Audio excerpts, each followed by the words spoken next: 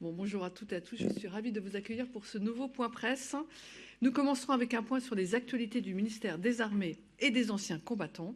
Nous poursuivrons ensuite avec un focus thématique et à ce titre, nous accueillons le général de division aérienne Vincent Chussot, qui est à la tête du commandement de l'espace. Donc nous allons prendre un peu de hauteur et vous reviendrez notamment sur les enjeux du spatial militaire et la nécessité de la France d'accélérer et de renforcer la défense spatiale, notamment avec l'exercice Spartex. Enfin, le colonel Guillaume Vernet, porte-parole de l'état-major des armées, fera un point sur les opérations militaires françaises. Passons maintenant au point sur les agendas des ministres. Lundi, la ministre déléguée Alice Ruffo a présidé une cérémonie d'hommage aux militaires morts en opération extérieure au mémorial du parc André Citroën à Paris. Ce moment solennel visait à honorer leur engagement et leur sacrifice au service de la France. Mardi, la ministre Catherine Vautrin s'est entretenue en visioconférence avec son homologue ukrainien, M. Mikhailo Fedorov. Les échanges ont porté sur la coopération entre nos deux pays. Ce même jour, la ministre déléguée s'est rendue au mémorial de la Shoah à Paris à l'occasion de la Journée internationale de commémoration des victimes de l'Holocauste. Depuis hier, Catherine Vautrin est en Grèce. Ce déplacement s'inscrit dans le cadre de la livraison de la frégate de défense et d'intervention, illustrant le partenariat entre Paris et Athènes. Demain, la ministre déléguée effectuera un déplacement à Lyon, un déplacement qui est placé sous le signe de la mémoire des opérations et des enjeux industriels. Alice Ruffo se rendra notamment au commandement de la défense aérienne et des opérations aériennes, le CDAOA. Passons maintenant aux actualités du ministère avec pour débuter une innovation en santé. Le 22 janvier, le projet Psygène a été récompensé par le prix 2025 de la Fondation des Gueules Cassées. C'est une première pour une équipe militaire et pour un projet en psychiatrie. Ce projet s'inscrit dans le cadre du plan Blessé. Il vise à améliorer la prise en charge des troubles psychiques des militaires grâce à un traitement 100% personnalisé. Son objectif est d'identifier dès le départ la molécule la plus adaptée afin de soulager le plus rapidement possible les patients souffrant notamment de stress post-traumatique ou de dépression. Testé auprès d'une centaine de militaires, ce dispositif montre des résultats qui sont très prometteurs et les conclusions définitives sont attendues pour mars 2026. Si ces conclusions sont confirmées, ce traitement pourrait être pérennisé et intégré à la pratique courante des hôpitaux militaires. Psygène est un projet porteur d'espoir pour les militaires blessés psychiques et également pour leurs familles. Toujours dans le domaine de la santé, la France accueillera du 2 au 6 février la nouvelle formation de l'OTAN, la NATO Medical Evaluation Course. Cette formation se déroulera au sein de l'Académie de santé des armées à l'école du Val-de-Grâce à Paris. Elle a pour objectif de former des évaluateurs spécialisés dans le déploiement et l'utilisation des unités médico-opérationnelles. Elle concerne aussi bien les postes médicaux avancés que des unités de chirurgie et de sauvetage déployées en opération. Et lors de l'exercice, une antenne de réanimation et de chirurgie de sauvetage sera déployée. Une quinzaine de stagiaires du service de santé des armées y participeront. Ils seront formés par le Centre d'excellence de médecine militaire de l'OTAN.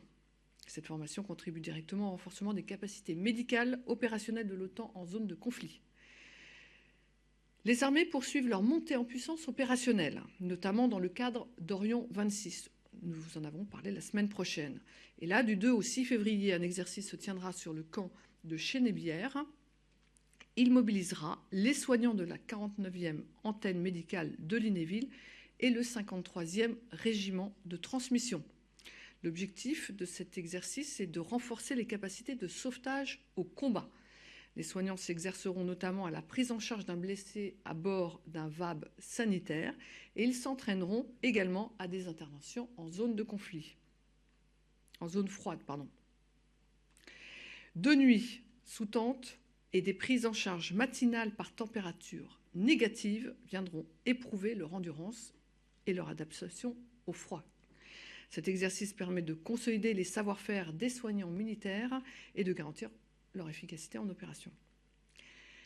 Direction la Lozère pour un exercice organisé du 9 au 22 février par l'armée de terre. L'exercice Gévaudan est organisé par la 13e demi-brigade de la Légion étrangère. Il réunira plusieurs unités de l'armée de terre, des forces de sécurité intérieure ainsi que des partenaires alliés britanniques et espagnols.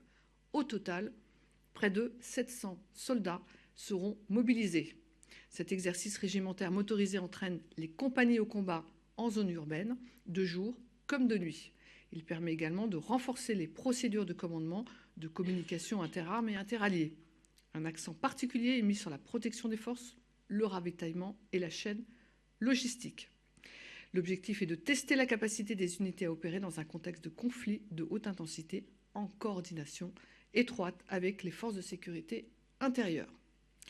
Du côté de l'armée de l'air et de l'espace, du 2 au 4 février, la base aérienne 921 de Taverny accueillera le Smart Challenge organisé chaque année depuis 2015. Cette immersion de 3 jours s'adresse aux étudiants et aux cadres de la société civile. Encadrés par des aviateurs, les participants enchaîneront des épreuves physiques et mentales inspirées de la formation militaire. Au programme, leadership, cohésion et gestion de crise. L'objectif est de développer discipline, résilience et esprit d'équipe, loin de toute logique de compétition. Le challenge réunira 21 étudiants issus d'une école d'ingénieurs lilloise spécialisée dans l'électronique et le numérique et d'un réseau du Centre d'études stratégiques aérospatiales de l'armée de l'air et de l'espace. Après le Smart Challenge, place au Foxy Hack, un nouveau défi au service de l'innovation et de la souveraineté numérique. Les 9 et 10 février, la base aérienne 105 d'Évreux organise la première édition du hackathon Foxy Hack dédié à la souveraineté numérique. Près de 80 étudiants et militaires participeront à ce défi pour créer un système d'information autonome entre unités tactiques et état-major.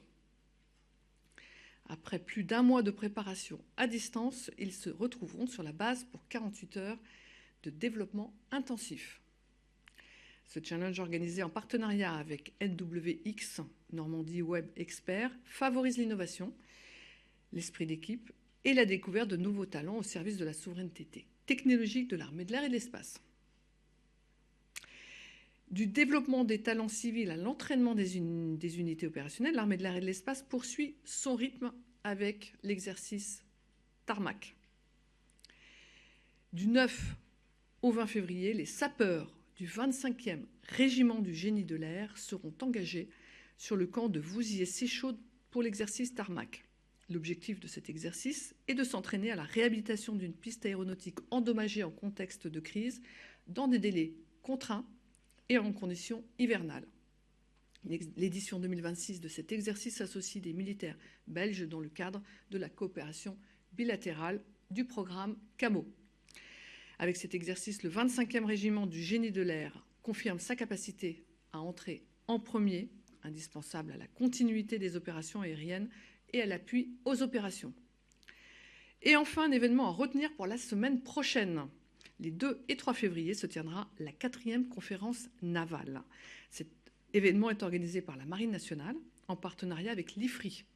La conférence portera sur le réarmement naval et les opérations en eau contestées. Les chefs d'état-major des marines alliées seront présents aux côtés de l'amiral Nicolas Vaujour, chef d'état-major de la Marine nationale, et une conférence de presse est prévue le 3 février. J'en ai terminé avec les actualités du ministère. Je vous propose de passer au focus. Alors, ce focus est dédié au spatial militaire et à l'exercice Spartex 2026. L'espace est devenu à la fois un levier de puissance et un nouveau champ de conflictualité. Il est indispensable à nos sociétés comme à nos opérations militaires. L'espace est aujourd'hui au cœur de notre supériorité opérationnelle. Satellites d'observation, de communication, de navigation conditionnent notre capacité à voir, à décider et à agir. Mais l'espace est désormais contesté. Brouillage, manœuvres hostiles, essais antisatellites et cyberattaques se multiplient, comme c'est le cas en Ukraine. La France est une puissance spatiale historique. Elle s'appuie sur des capacités civiles et militaires essentielles à son autonomie stratégique. Créé en 2019, le commandement de l'espace a pour mission de surveiller, de protéger nos satellites et de soutenir les opérations. La stratégie spatiale de défense de 2019 constitue le cadre d'action du commandement de l'espace. Cette stratégie est prolongée et complétée par les apports de la stratégie nationale spatiale dévoilée par le président de la République en novembre 2025. Le niveau d'ambition est clair: liberté d'action, souveraineté française et européenne. Et pour y répondre, s'entraîner est essentiel avec des exercices comme Astérix, devenu Spartex en 2026. À travers cette montée en puissance, la France affirme sa volonté d'anticiper les conflits de demain et de défendre ses intérêts spatiaux.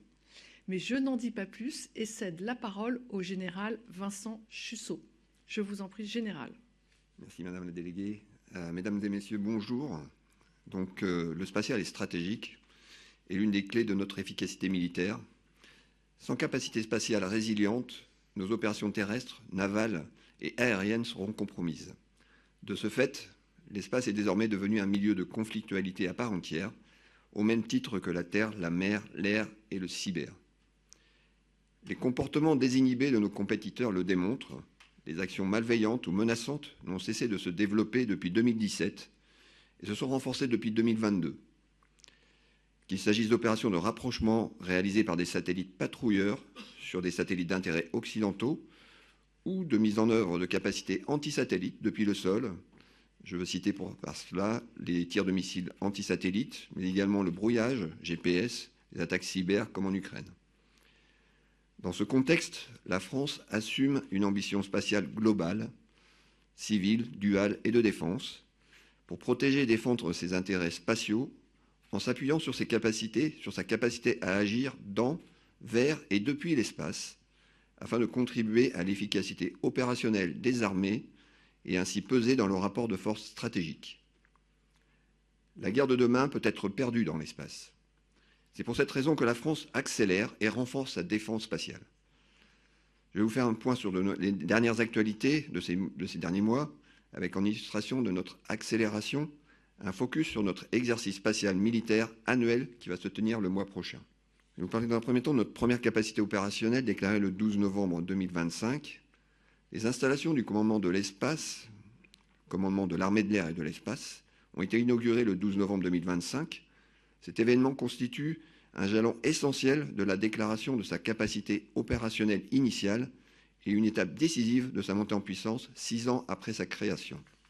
Conformément à la feuille de route de la stratégie spatiale de défense de 2019, le jalon de 2025 a été atteint.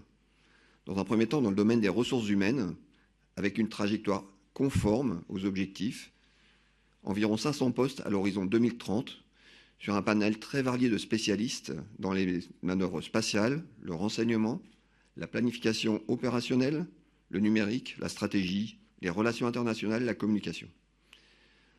Les infrastructures opérationnelles du commandement de l'espace ont également été livrées en temps et en heure à Toulouse, sur la base aérienne 101, général Robert Aubinière, qui abrite la majorité de ses personnels, cette base aérienne étant la première base de l'armée de l'air et de l'espace à vocation spatiale. Et enfin, la mise en service du système intérimaire du commandement et de contrôle, ce que l'on dénomme régulièrement le C2, des opérations spatiales. Cette première capacité opérationnelle ouvre une phase de renforcement en vue de disposer d'une capacité opérationnelle complète à l'horizon 2030, qui s'appuiera notamment sur les points suivants: des capacités adaptées au contexte de conflictualité croissante, des moyens d'action dans et vers l'espace, des capacités de surveillance optimisées afin de renforcer notre souveraineté en matière d'autonomie d'appréciation de situation, un outil de commandement et de contrôle, C2, pleinement opérationnel pour la conduite des opérations militaires modernes multidomaines. La stratégie nationale spatiale, présentée également le 12 novembre 2025 par le président de la République à Toulouse, fixe les orientations de la politique spatiale française à l'horizon 2040. Cette stratégie traduit notre détermination à rester une puissance spatiale de premier rang. La stratégie nationale spatiale repose sur 5 piliers: accès autonome à l'espace, industrie, spatiale de défense, exploration et coopération. Le pilier de défense, le troisième pilier, vise l'atteinte des 4 objectifs suivants. Renforcer la résilience des infrastructures spatiales critiques, garantir l'autonomie opérationnelle des moyens spatiaux souverains, de renseignement, d'alerte avancée et de communication, renforcer les capacités françaises et européennes de surveillance de l'espace pour une autonomie d'appréciation et de décision face aux menaces orbitales, et enfin, disposer d'une capacité nationale de défense active dans et vers l'espace. Cette stratégie prolonge et amplifie la stratégie spatiale de défense de 2019 en accélérant la résilience et l'efficacité des moyens spatiaux d'appui aux opérations et l'opérationnalisation des modes d'action dans, depuis et vers l'espace face à la montée des menaces. Concernant les aspects budgétaires, pour le spatial militaire spécifiquement, 6 milliards sont déjà prévus sur la loi de programmation militaire, auquel s'ajoute un complément annoncé par le président le 12 novembre. Cela permettra d'accentuer les efforts sur divers points, l'accélération de l'utilisation des constellations satellitaires en orbite basse pour améliorer la connectivité et l'acquisition de renseignements, le développement d'un système d'alerte avancé combinant satellites et radars de surveillance terrestre via l'initiative franco-allemande Jewel, le renforcement de l'autonomie stratégique européenne dans le spatial, l'amélioration des capacités de revisite, la diversification des capacités d'action dans et vers l'espace. Ces efforts permettront de préserver la crédibilité opérationnelle de nos armées et de faire face à toute menace en tout temps. Dans le domaine opérationnel, la France a rejoint l'opération multinationale permanente de défense spatiale dénommée Olympic Defender en octobre 2024. Cette opération, initiée en 2013 par les États-Unis, regroupe 7 nations partenaires, dont la Grande-Bretagne, le Canada, l'Australie, la Nouvelle-Zélande, l'Allemagne et la France. Elle a pour but de renforcer la coopération opérationnelle dans le domaine spatial, l'interopérabilité et la compréhension partagée de l'environnement spatial par de l'échange de données afin de mieux défendre nos capacités. Dans le cadre de cette opération Olympic Defender, la France et les États-Unis ont mené à l'automne 2025 une opération de manœuvre orbitale coordonnée de rapprochement de 2 de leurs satellites. Deuxième du genre, cette opération a été un véritable succès. Elle démontre la capacité à répondre et à manœuvrer conjointement dans l'espace de manière très proche. Elle illustre également l'engagement de la France et des États-Unis à rendre opérationnelle cette opération permanente Olympic Defender. Enfin, elle a permis de démontrer notre crédibilité opérationnelle, notre interopérabilité, et elle incarne notre volonté de préserver nos intérêts de manière maîtrisée et dans le respect de nos engagements internationaux. Je vais maintenant vous parler de l'exercice annuel Spartex. Pour se préparer aux opérations spatiales, le commandement de l'espace organise donc son exercice spatial annuel du 8 au 27 février 2026 sur la base aérienne 101, Général Robert Aubinière à Toulouse. Unique en Europe, l'exercice revient pour une 6e édition et monte en puissance avec la déclaration de la première capacité opérationnelle du commandement de l'espace fin 2025.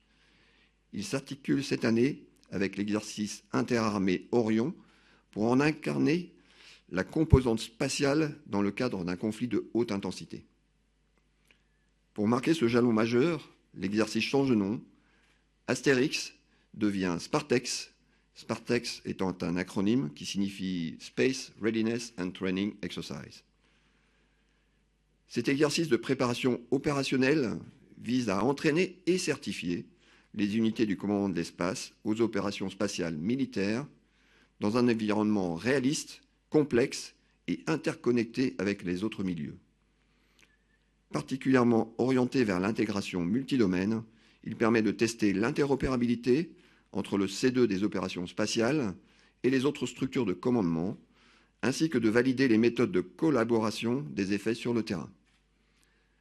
L'exercice se divise en 3 séquences, une phase d'agression, une phase de confrontation permettant de tester la réactivité du commandement de l'espace, et une 3e phase en franco-français, orientée sur l'appui spatial aux opérations dans une phase de sécurisation des opérations d'Orion 26, l'exercice interarmé.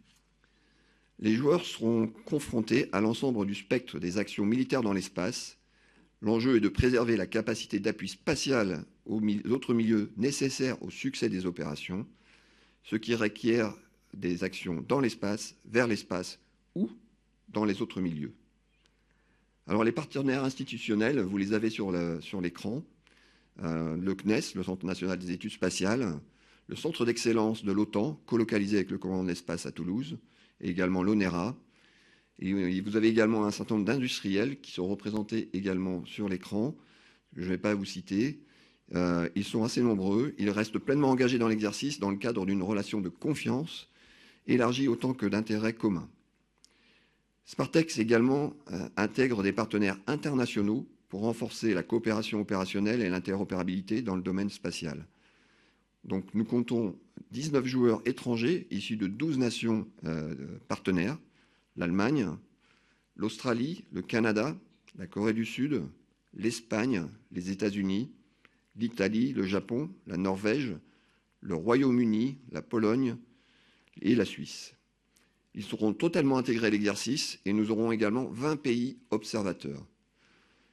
Donc Spartex illustre parfaitement le rôle de premier rang de la France dans le domaine spatial militaire et contribue au renforcement de la solidarité stratégique entre les armées françaises et alliées. Pour cette 6e édition, nous aurons donc 200 participants entre les joueurs, l'animation et le support. Le scénario comporte 28 événements spatiaux depuis le sol et sur toutes les orbites, 4000 objets spatiaux simulés pour faire face à 10 types de menaces différentes. Un Média Day est organisé le 18 février pour la presse sur accréditation. Une note aux rédactions vous sera envoyée prochainement.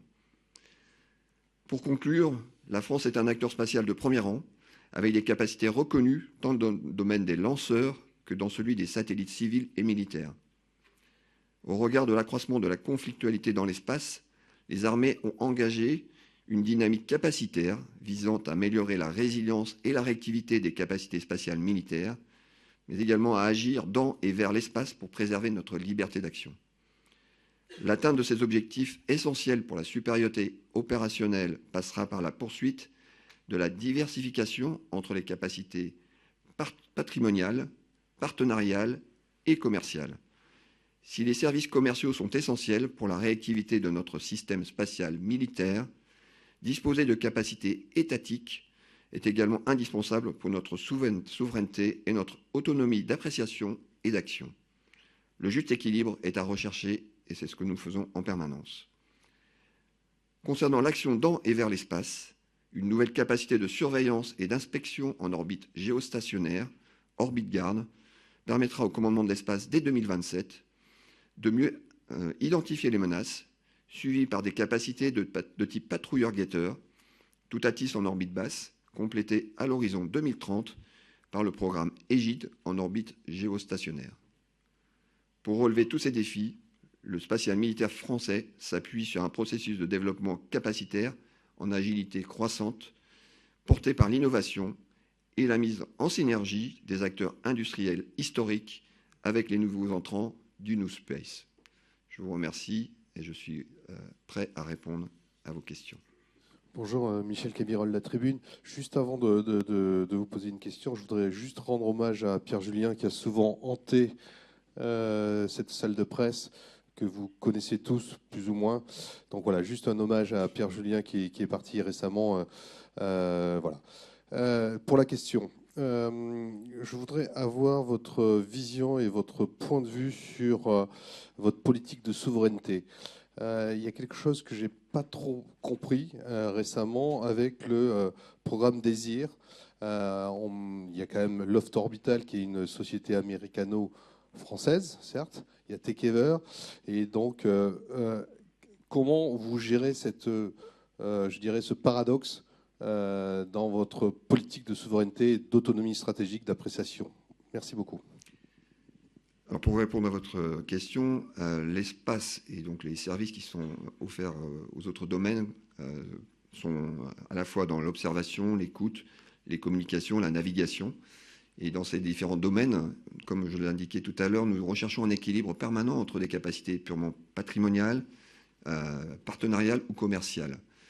Sur ce plan, donc, l'objectif étant d'avoir des capacités patrimoniales résilientes qui nous permettent d'être autonomes.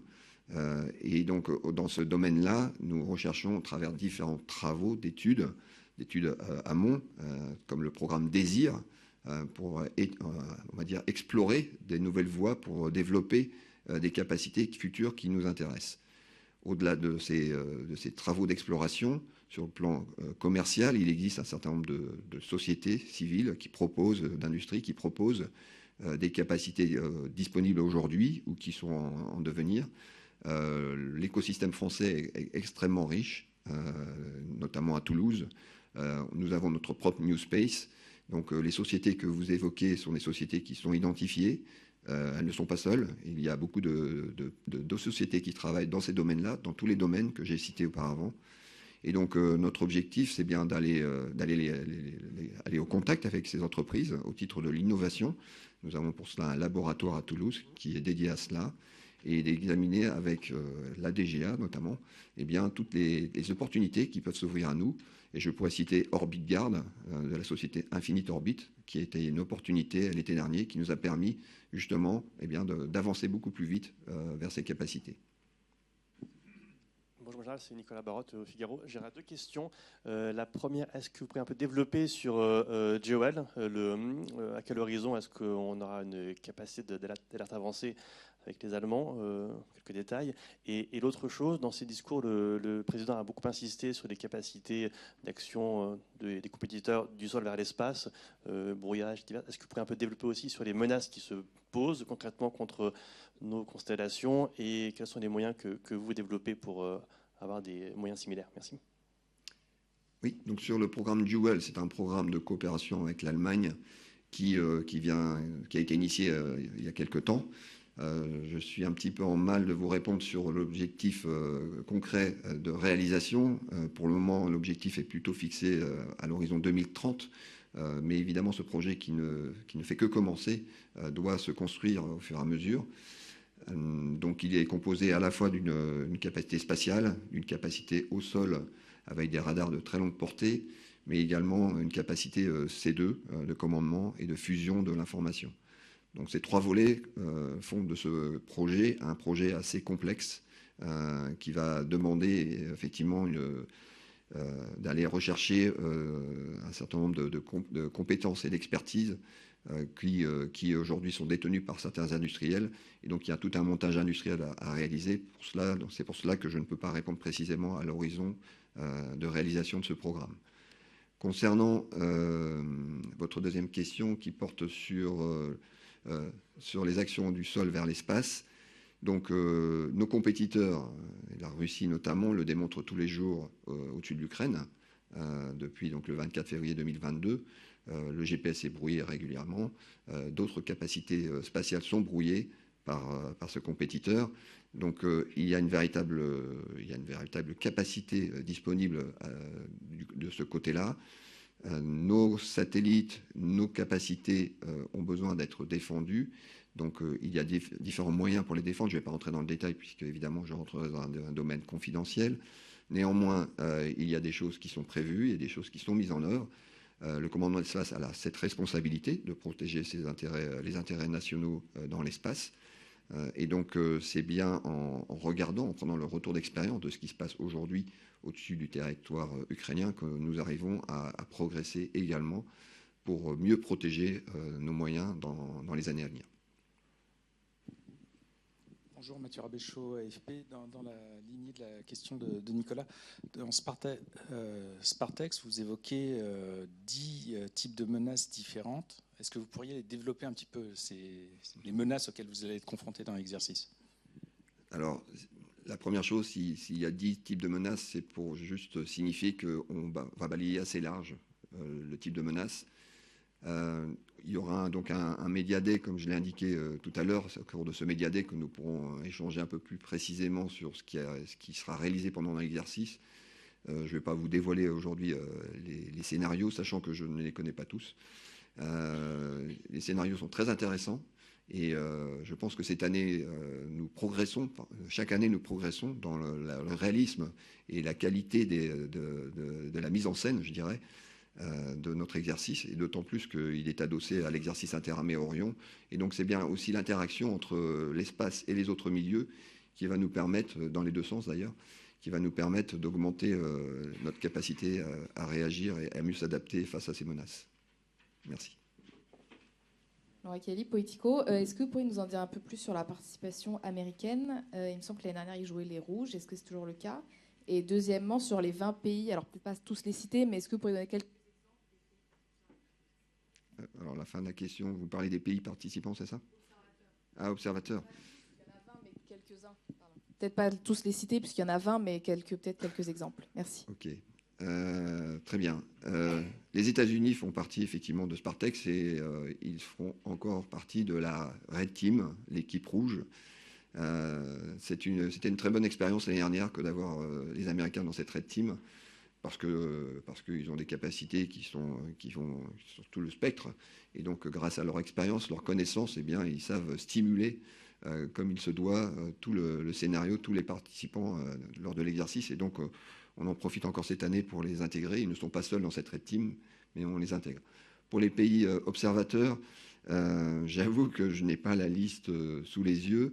Néanmoins, ces pays observateurs font partie de ce qu'on appelle les pays avec lesquels on entretient des relations de partenariat assez proches dans l'espace et qui n'ont pas forcément les compétences ou l'envie d'aller participer directement. C'est des pays qui vont certainement participer dans les années à venir et donc qui montent en puissance et on peut balayer le monde entier. Je crois qu'il y en a qui viennent du Moyen-Orient, d'autres qui viennent de l'Amérique du Sud et de l'Asie, de nos partenaires. Je ne sais plus si les Singapouriens font partie de la liste, on me dit que oui, mais on vous précisera tout cela pendant le Media Day le 18 février. On va prendre également une question en audio, pardon.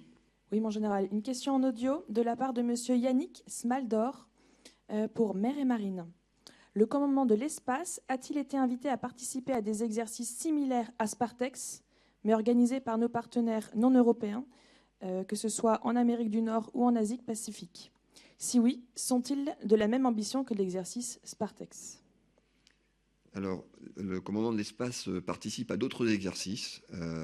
Ils ne sont pas si nombreux que cela, mais les Américains ont évidemment des exercices majeurs. Un exercice qui s'appelle Shriver Wargame, qui se réalise tous les 2 ans. Nous y étions au mois d'août 2025, et donc avec d'autres partenaires. C'est un exercice majeur qui se situe à un niveau un peu plus stratégique, je dirais, au niveau politico-militaire, et qui permet de discuter de situations donc dans l'espace qui peuvent dégénérer, la maîtrise de l'escalade, le respect des comportements entre nations. Cet exercice nous permet également d'en dégager des scénarios que nous pouvons utiliser dans notre exercice Spartex, justement, pour pouvoir alimenter et aller plus dans le concret derrière. Les Britanniques vont monter un exercice cette année, en fin d'année 2026, leur premier exercice spatial, auquel nous allons apporter nous allons les aider avec notre expérience. Je n'ai pas connaissance en Europe d'autres exercices du même type que Astérix ou Spartex à ce stade. Et puis, pour le moment, nous avons plutôt des relations bilatérales sur des démonstrations, des expérimentations, que véritablement des exercices avec les autres nations, notamment les nations qui sont plutôt à l'Est, comme le Japon par exemple, ou la Corée du Sud. Clément Dagnès pour l'Opinion. Combien aujourd'hui vous avez de personnel au commandement de l'espace et quelles sont les priorités de recrutement et les profils les plus difficiles à trouver et la part, si elle existe, entre militaires et civils? Merci. Donc aujourd'hui, nous sommes à peu près 370, en montée en puissance vers 500, comme je l'indiquais, à l'horizon 2030. Nous sommes répartis entre Toulouse et Paris, globalement. La majorité du commandement de l'espace, du personnel du commandement de l'espace se situe à Toulouse, sur la base aérienne 101. Quasiment les 2 tiers, 3 quarts du personnel sont là-bas, toute la partie opérationnelle notamment. Nous avons tout type de métiers, et des métiers pour lesquels qui nécessitent une formation spécifique, puisque dans les cursus des armées, de l'armée de l'air et de l'espace, mais également des autres armées, il n'y a pas forcément de formation encore dédiée à l'espace. Et donc nous assurons nous-mêmes notre propre formation, nous appuyons sur d'autres formations par ailleurs, nous appuyons sur le CNES. Le CNES nous fournit un soutien très appréciable dans ce domaine-là. Concernant les spécialités, que je citais un petit peu tout à l'heure, donc nous avons des spécialités spécialisées pour l'action dans l'espace, pour le renseignement spatial, mais il y a également des juristes spécialisés dans le spatial, pour planifier nos opérations, des experts dans le numérique, puisque le spatial rentre pleinement dans l'ère du numérique.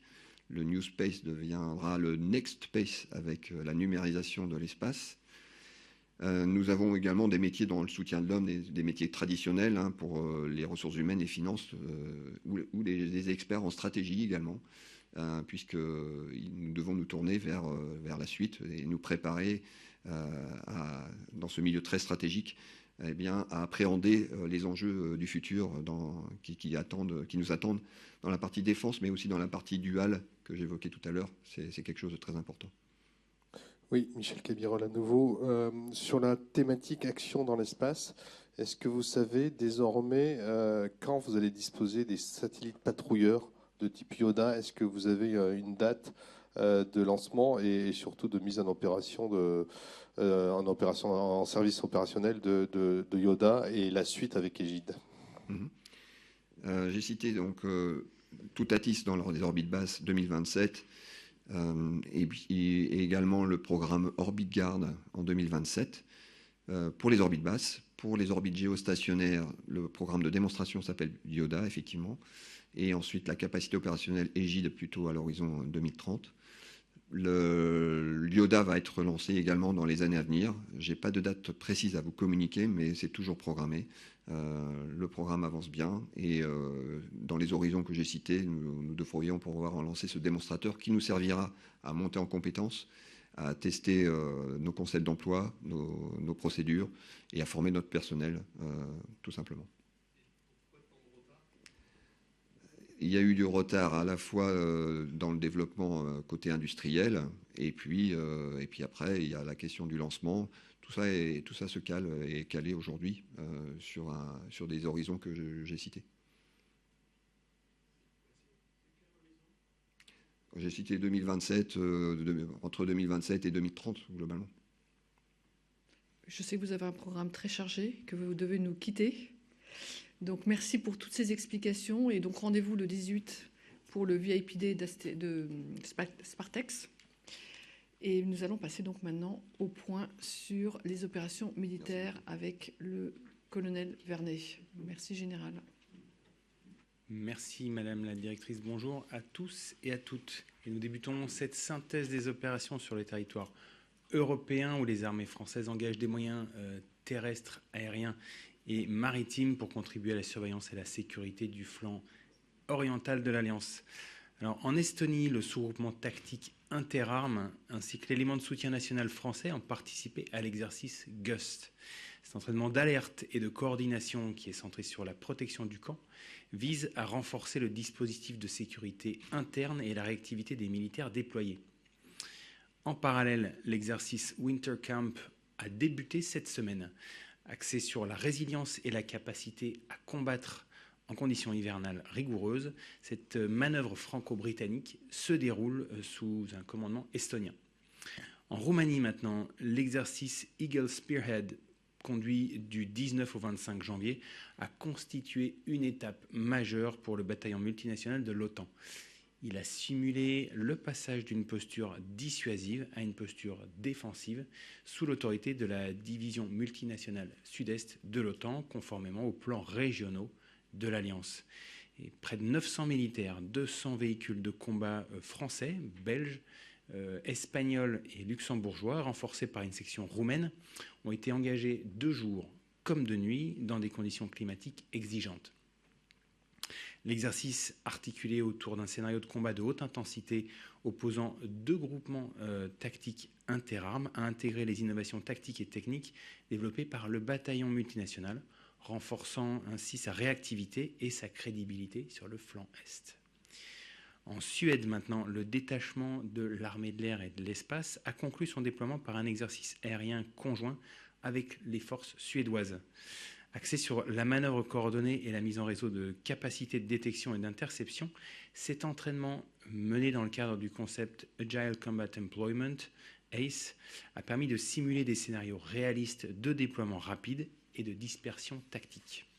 En opérant ensemble, les équipages français et suédois renforcent leur interopérabilité et consolident leur coopération, contribuant ainsi à la sécurité de l'espace aérien européen. En Pologne, maintenant, la France poursuit son engagement au sein de la mission EUMAM Ukraine à travers 8 stages de formation au profit des forces armées ukrainiennes. Cette semaine, les stagiaires ont enchaîné des séquences de combats en zone urbaine, de combats de tranchées, de combats corps à corps, ainsi que des modules dédiés à l'emploi des explosifs.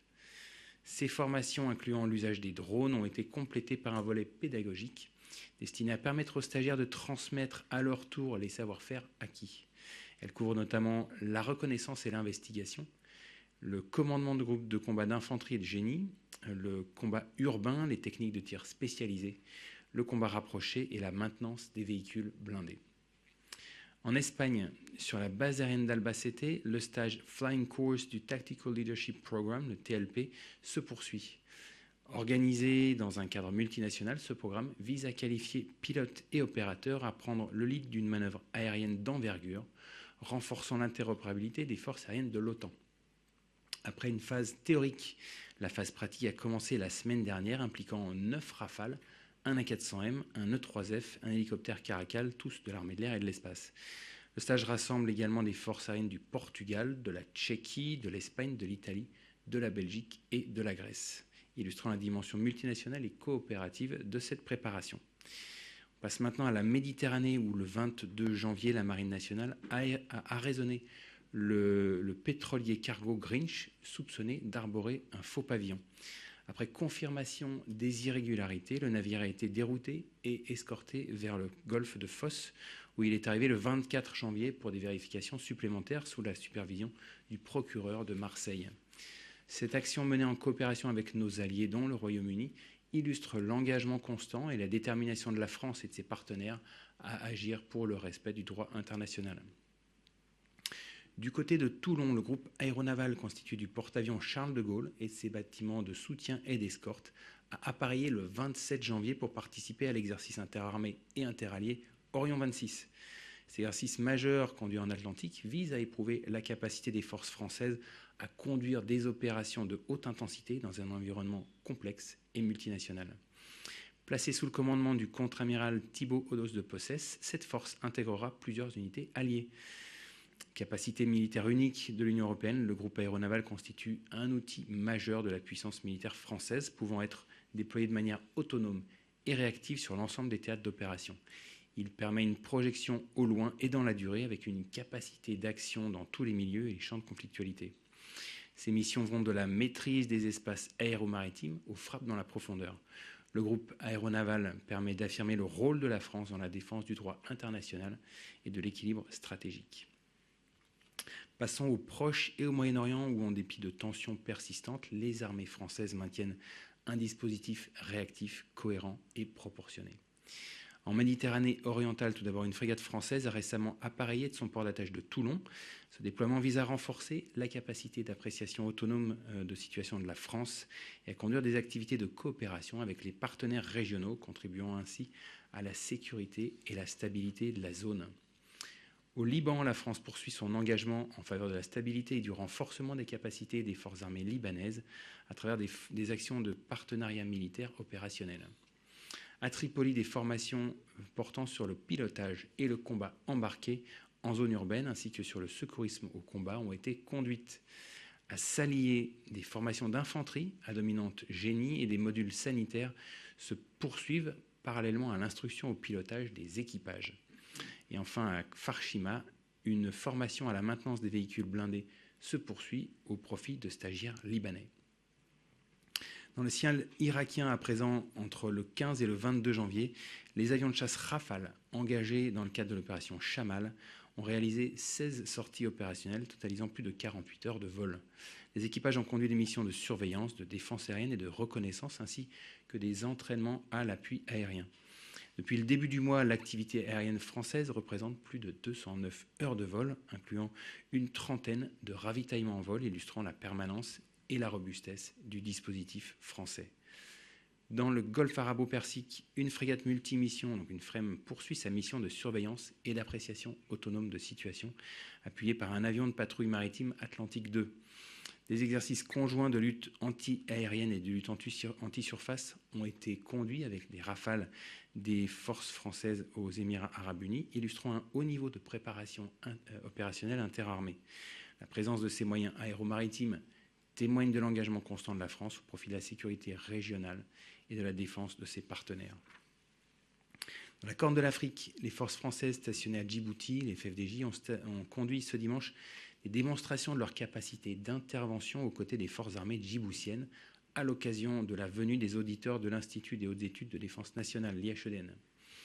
Menées sur les sites d'Arta, de Coron et du désert du Grand Barra, ces séquences ont permis de renforcer l'interopérabilité entre les forces françaises et djiboutiennes et d'illustrer leur haut niveau de préparation dans des scénarios interarmes représentatifs des conditions d'engagement et des contraintes opérationnelles.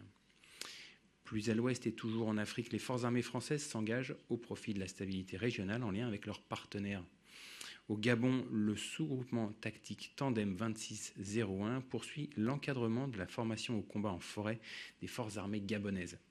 La phase d'aguerrissement s'est achevée cette semaine, ouvrant une période de 4 semaines consacrée au tir, au combat en milieu forestier et aux mises en situation de commandement au niveau de chef de section.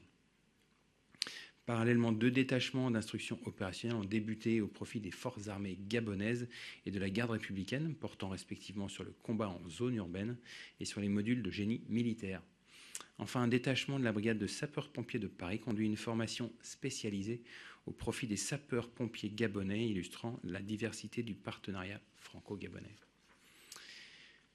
Passe au canal du Mozambique où une frégate française est déployée dans le cadre d'une patrouille de surveillance visant à assurer la protection des intérêts nationaux. Cette opération est conduite en coopération avec les forces américaines qui déploient 2 aéronefs V-22 permettant des survols de la zone et l'identification des navires présents. Au large de la Réunion, un patrouilleur outre-mer et un bâtiment de soutien et d'assistance outre-mer ont participé à l'exercice Paille-en-Queue 2026-1. Cet entraînement a intégré des séquences de ravitaillement à la mer, de tir d'infanterie, d'hélitreuillage et de gestion d'une pollution maritime simulée.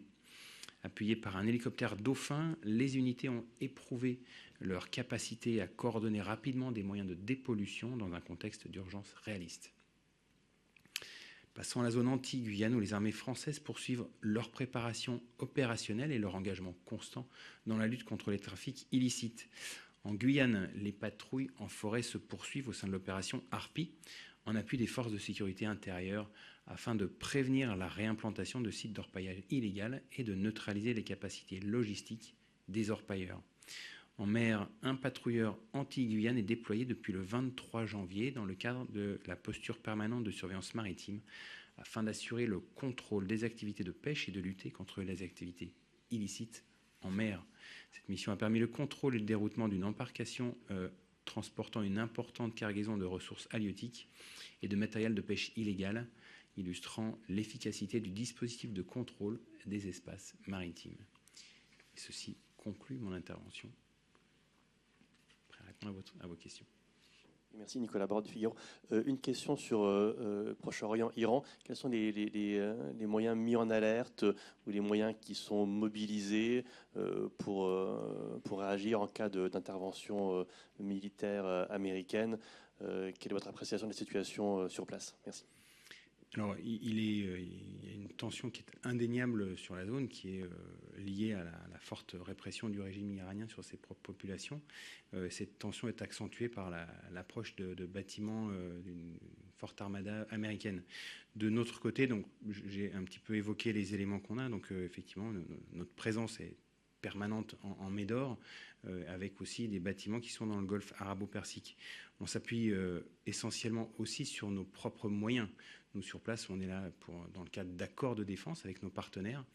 Ces accords de défense, on les respecte. Et puis, notre présence permet aussi de s'assurer de la protection de notre propre personnel. Pour autant, donc, je n'ai pas de commentaires particuliers à faire sur la situation qui est aussi une tension qui est politique, sur laquelle je ne m'exprimerai pas. Merci. Nous avons également une question en audio. Oui, mon colonel, une question de monsieur Yannick Smaldor de Mer et Marine. Dans le canal du Mozambique, savez-vous d'où opèrent les V-22 américains? Avez-vous plus de détails sur cette opération? Alors, je vais devoir revenir vers vous pour cette question. Ils doivent opérer certainement depuis un bâtiment américain dont j'ignore le nom. On note la question, on reviendra vers vous. Michel Québirol, la Tribune. Je voulais juste savoir, au niveau du Groenland, puisque la bulle s'est un peu dégonflée, est-ce que les militaires français sont revenus et est-ce qu'il y a toujours en préparation sur la volonté de la France d'un exercice commun dans le cadre de l'OTAN? Alors, comme l'a souligné le président de la République lors de ses vœux aux armées, les armées françaises sont présentes, ont répondu présent à l'organisation de cet exercice par les autorités danoises, donc dans tous les segments, terre, air, mer. Donc nous sommes toujours présents sur place. Et quant à l'exercice commun monté dans le cadre de l'OTAN, donc la requête était portée par la France, portée aussi par nos partenaires. Et maintenant, c'est à l'OTAN de monter cet exercice. Il y a régulièrement quand même des exercices qui sont faits de la part de l'OTAN dans cette zone-là. Et ce qui est toujours réalisable, c'est d'associer des exercices existants à l'OTAN, c'est-à-dire on appelle ça des exercices en soutien ou en assistance de l'OTAN. C'est le fait de mettre sous l'égide ou sous un commandement otanien une partie de l'exercice. Et donc, je vous invite plutôt à poser la question au porte-parole de l'OTAN, parce que ce n'est pas aux armées françaises d'en décider. Clément Dagnès pour l'opinion. Des images ont circulé d'hélicoptères français intervenant dans l'est de la Syrie. On a notamment vu un hélicoptère Tigre. Qu'en est-il des interventions actuelles de l'armée française dans ce secteur où, comme on sait, ça a pas mal bougé ces derniers jours, ces dernières semaines? Merci. Alors, vous savez que nous sommes présents au PMO à plusieurs titres. Tout d'abord, dans le cadre de l'opération Chamal, le volet français d'une coopération multinationale de près de 100 pays, qui est l'opération OIR. Nous sommes également présents donc, à travers tout ce que je vous ai annoncé. Je ne vais pas commenter tout ce qui se trouve sur les réseaux sociaux, parce que sinon, effectivement, on y passerait des heures. La situation en Syrie est assez préoccupante et nous agissons toujours dans le cadre soit d'accord et dans le respect de la souveraineté des pays avec lesquels nous sommes amenés à travailler et sur injonction ou demande de l'autorité politique. Merci beaucoup, colonel. Merci à vous tous. Et je vous donne rendez-vous la semaine prochaine. Je vous souhaite une très bonne fin de semaine.